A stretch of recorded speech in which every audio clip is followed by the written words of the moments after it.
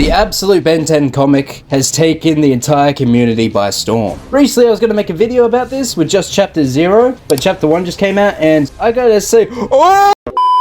First, let's cover the obvious stuff. With every absolute story, the main character loses something fundamental to their character, which basically changes the entire story.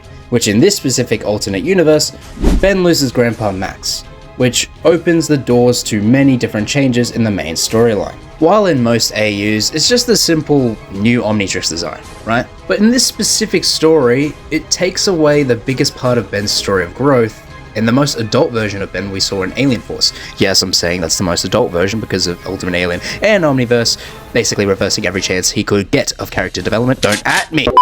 You see the sorrow and dread Ben feels not being able to get over Grandpa Max. It digs into his character, turning him into something from a smart and cheerful combatant to more of a depressed loner and pushing everyone else away.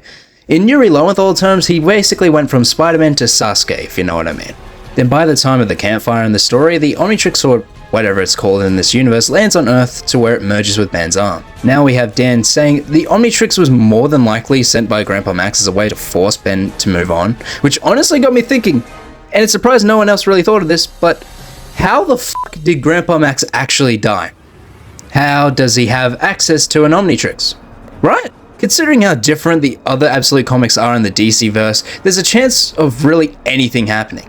Could Azimuth be the big bad with the Omnitrix? Maybe Vilgax is dead and it's his son that's going to take the forefront. How about some goddamn Anodite action? The sky's the limit! Well, I guess maybe not for a Tennyson. But look at that goddamn accelerate!